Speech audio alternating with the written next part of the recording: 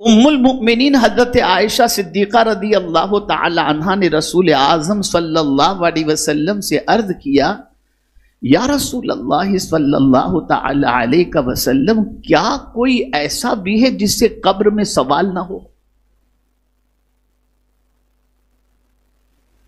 تو میرے آقا صلی اللہ علیہ وسلم نے فرمایا، ہاں عائشہ، جو شخص اپنے گناہوں کو یاد کر کے روئے اللہ اس سے قبر میں سوال نہیں پوچھے گا۔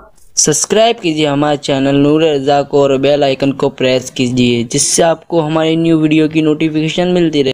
کہ جتنی مصیبتیں آتی ہیں وہ گناہ کی وجہ سے آتی ہیں۔ قرآن کہتا ہے ما اصابک من مصیبت فبما کسبت ایدیکم ویعفو عن کثیر، جو مصیبتیں تمہیں پہنچتی ہیں وہ تمہارے ہاتھوں کی کمائی ہے۔ ارے بہت سارے گناہ تو مولا یوں ہی معاف کر دیتا ہے، لیکن ہم سب چیز سے ڈرتے ہیں، گناہ سے نہیں ڈرتے۔ اللہ والے گناہ کے تصور سے گھبرا جاتے ہیں۔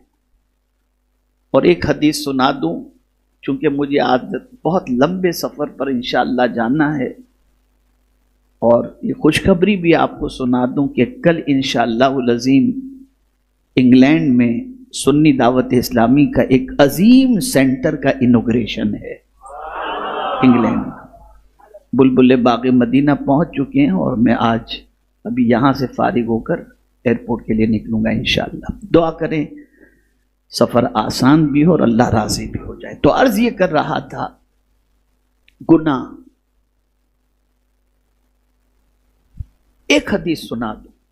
ام المؤمنین حضرت عائشہ صدیقہ رضی اللہ تعالی عنہا نے رسول اعظم صلی اللہ علیہ وسلم سے عرض کیا، یا رسول اللہ صلی اللہ تعالی علیہ وسلم، کیا کوئی ایسا بھی ہے جس سے قبر میں سوال نہ ہو؟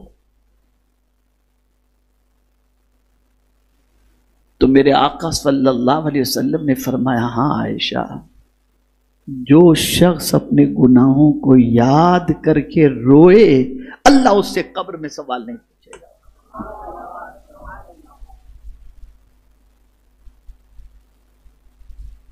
سب سے بڑی مصیبت گناہ ہے، اور جسے آج کے دور میں انسان مصیبت سمجھتا ہی نہیں ہے، بلکہ گناہ میں ہی راحت تلاش کرتا ہے، جو سب سے بڑی مصیبت ہے، بلکہ مصیبت کی جڑ یہی ہے۔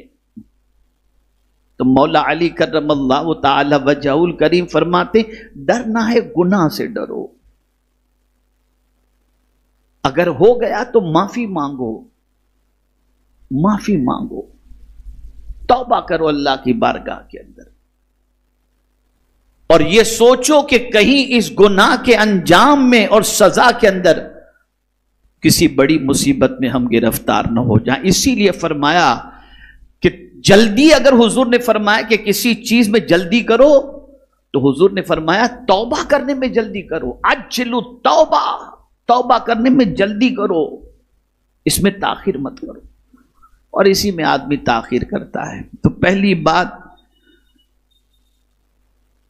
مولا علی نے کتنی پیاری فرمائی، یعنی وضاحت میں تو دیکھتا ہوں تو عقل دنگ، کوئی فرد ہرگز ہرگز نہ ڈرے۔ کیا فرمایا؟ بولیے، ہرگز ہرگز نہ ڈرے مگر گناہ سے۔ پتہ چلا تم کسی اور چیز سے ڈرو ہی مت، ڈرنا ہے تو گناہ سے ڈرو، اس لیے کہ اگر تم گناہ سے ڈر گئے اور گناہ سے رک گئے تو تمہارے سارے کام اللہ خود بخود بنا دے گا۔ اب اسی پر میں اگر گفتگو کرنا چاہوں تو بڑی لمبی گفتگو ہو سکتی ہے۔ جو گناہ سے ڈرا، نیکی پر ایک جنت، گناہ سے ڈرنے پر 2 جنت۔ وَلِمَنْ خَافَ مَقَامَ رَبِّهِ جَنَّتَانِ، یہ قرآن کہہ رہا ہے۔ اور ڈر گیا گناہ سے، رک گیا گناہ سے، تو قرآن کہتا ہے وَمَن يَتَّقِ اللَّهَ يَجْعَلْ لَهُ مِنْ أَمْرِهِ يُسْرًا، تمہارا کوئی کام کوئی بگاڑ سکتا ہی نہیں۔ جو اللہ سے ڈرا اللہ اس کے سارے کام کو آسان کر دیتا ہے، آسان کر دیتا ہے۔ تو پہلی بات جلدی جلدی میں سمجھا دوں، یہ آپ نے سمجھ لیا، ڈرنا ہے تو کس سے؟ गुनाह से। आज के बाद कहीं गुनाह का ख्याल नहीं, डर जाओ, नहीं नहीं मौला पकड़ करेगा तो क्या होगा, कैसे जवाब देंगे उसको, कहीं इस गुनाह की वजह से बड़ी मुसीबत ना आ जाए, इसलिए गुनाह से बचो। और ये भी बता दूं, किसी छोटे गुनाह को छोटा समझ के करना भी नहीं, अरे ये तो छोटा गुनाह है, नहीं।